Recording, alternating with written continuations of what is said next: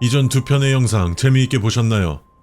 원래 기존에는 두 편으로 막을 내리는 시리즈였지만 많은 분들께서 좀비 시리즈를 좋아하셔서 그 이후의 이야기도 만들어 봤습니다.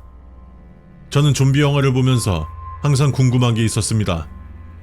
만약 쟤네들이 머리를 쓰기 시작하면 우린 얼마나 버틸 수 있을까? 이번 영상의 내용은 이 생각이 시작이었습니다. 인간인 척을 하고 인간의 옷들을 입고 인간 속으로 침투한다면 이번 2차 대응 수칙은 인류가 밀리기 시작한 시점의 이야기입니다. 영화나 드라마 속 영웅은 없고 생존자만 남은 철저한 기록이죠.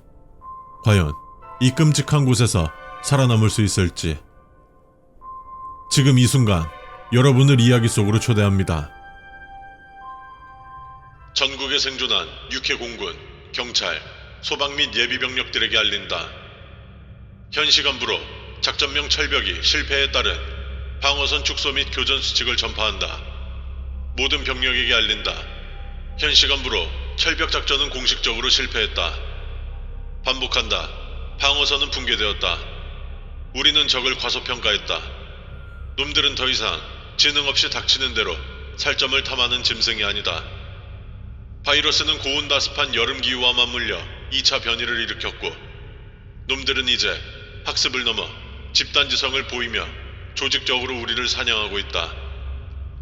통신이 두절된 부대는 즉각 현 주둔지를 포기하고 별도로 하달된 좌표인 제2 방어선으로 후퇴하라. 이 과정에서 민간인 구조는 더 이상 작전의 최우선 순위가 아니다. 현재 가용 병력과 물자는 우리 군 조직 자체를 유지하기에도 턱없이 부족하다. 이에 본부는 교전 수칙을 방어해서 생존으로, 대민 지원을 구조에서 통제로 변경한다. 아래 전파되는 내용은 수많은 아군의 희생을 통해 얻어낸 피 묻은 정보들이다. 단 한 줄도 흘려듣지 마라.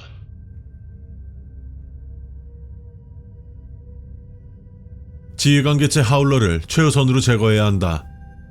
놈들의 공격 패턴이 바뀌었고 예전처럼 무질서하게 돌격해오던 시기는 끝났다. 이제 놈들은 대열을 갖추고 은엄폐를 하며 미끼를 사용한다. 이 모든 것을 통제하는 것이 바로 신규 변이체 하울러다. 외형적 특징은 성대와 폐활량이 비정상적으로 발달하여 목 부위가 펠리컨의 주머니처럼 가슴까지 늘어져 있다. 팔 다리는 퇴화하여 기어다니거나 다른 감염자의 등에 엎여 이동한다. 그나마 다행히도 직접적인 공격 능력은 전무하다. 그러나 이 개체는 반경 2km 내의 모든 감염자에게 인간이 들을 수 없는 초저주파와 고주파를 섞은 괴성을 질러 명령을 내린다. 이 소리를 들은 일반 감염자들은 일시적으로 광분 상태가 되어 통각을 상실하고 신체 능력이 150% 이상 향상된다. 교전 중 갑자기 좀비들의 움직임이 일사불란해지거나 어디선가 희미하게 찢어지는 듯한 비명소리가 들린다면 저격수와 지정사수는 즉시 전장의 후방이나 높은 곳을 수색하라. 놈들은 반드시 안전한 곳에서 전장을 내려다보고 있다. 하울러를 제거하지 않으면 좀비 무리는 죽음을 두려워하지 않고 탄약이 바닥날 때까지 끝없이 몰려올 것이다. 하울러 사살 시 지휘체계를 잃은 좀비들은 일시적으로 혼란에 빠지므로 그때가 유일한 반격 타이밍이다. 그것들의 최전방에선 저거너트 대처법이다. 기존에 보고된 수어사이드 바머나 잠복자가 대인용 생체병기였다면 이놈은 대전차용 공성병기다. 바리케이드가 무너지고 장갑차가 뒤집히는 원인의 90%는 이 개체 때문이다. 신장 3m 이상, 체중 500kg 이상 추정, 근육과 뼈가 과도하게 증식하여 온몸이 갑옷과 같은 외골격으로 뒤덮여 있다. 피부는 검붉은색이며 총탄을 튕겨내는 경질화된 각질층이 형성되어 있다. 5.56mm나 7.62mm 소총탄은 놈들이 외피를 뚫지 못하고 도탄된다. 일반 사격은 탄약 낭비일 뿐이다. 놈들은 단순한 돌진만으로 콘크리트 벽을 부수고 차량을 짓밟아 뭉갠다. 개인 화기로 상대하려 하지 마라. 분대 지원하기 이상의 중화기 혹은 대전차 무기가 필수적이다.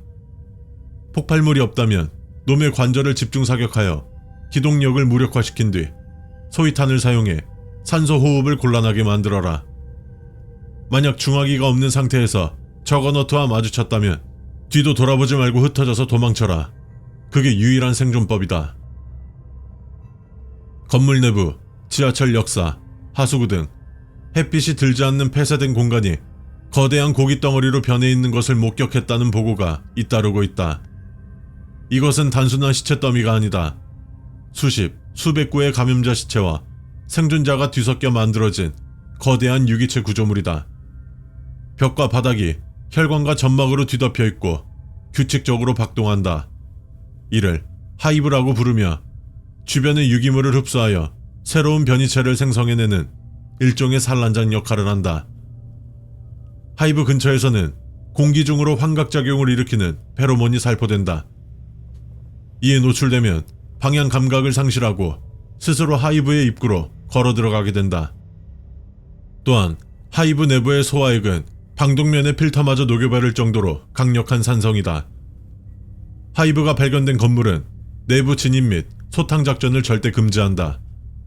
공병대를 동원해 입구를 완전히 봉쇄한 뒤 화염 방사기나 백린탄, 소위탄을 이용해 건물 전체를 고온으로 소각하라.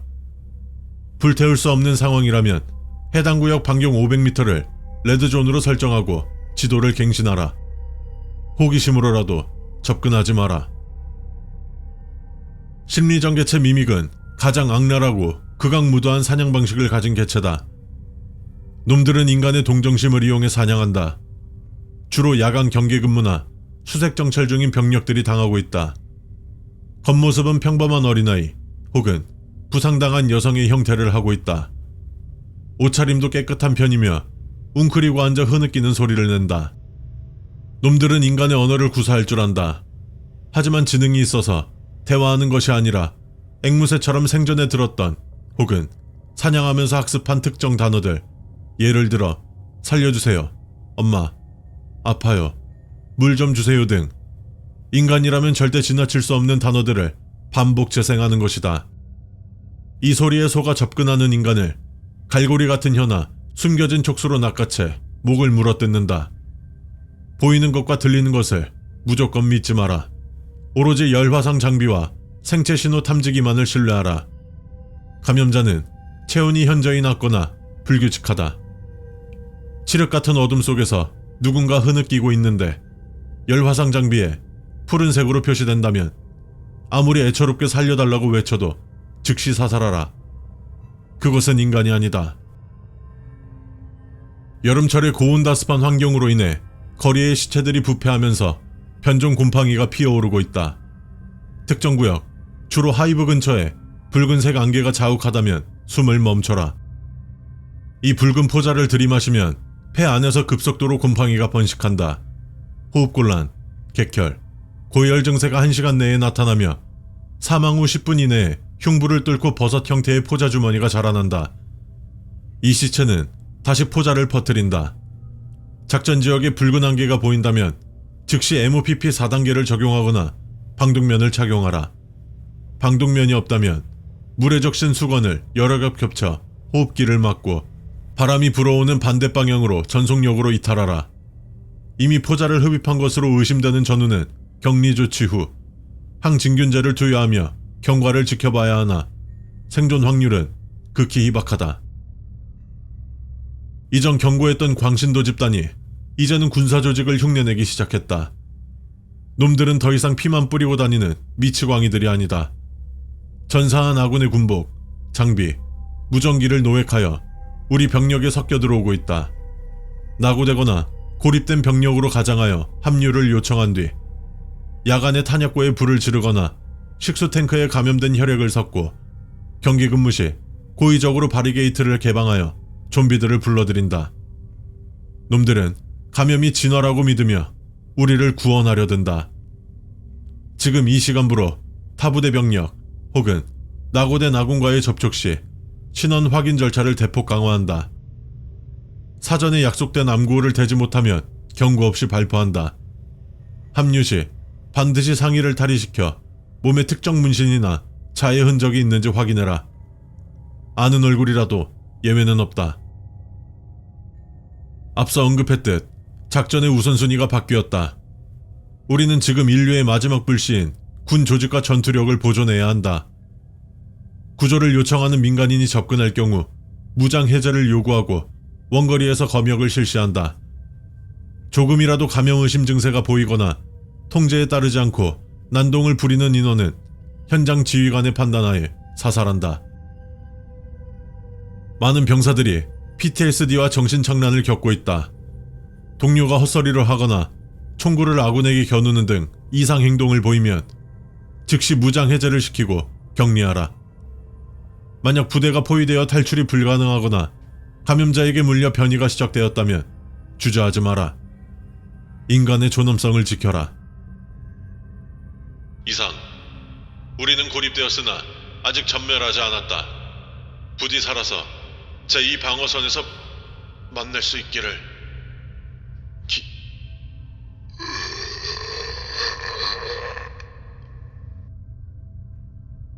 매뉴얼의 분위기가 달라진 거 느껴지셨나요? 지난 이야기들은 보호와 반격의 서막이었다면 이번 편은 처절함이 느껴지고 이 상황을 이겨낼 수 있을까?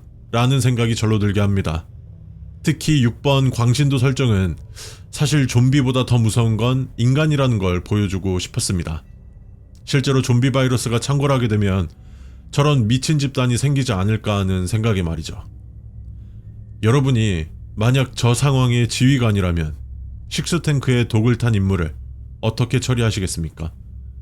만약 제가 지휘관이라면 어떠한 대책도 세우지 못할 것 같습니다. 언제부터 어디까지 보급이 됐을지 모르는 상황과 얼마나 감염이 되었는지 아무것도 파악이 되지 않는 공포감 때문에 말이죠. 지금까지 세상의 모든 미스테리 세몸이었습니다.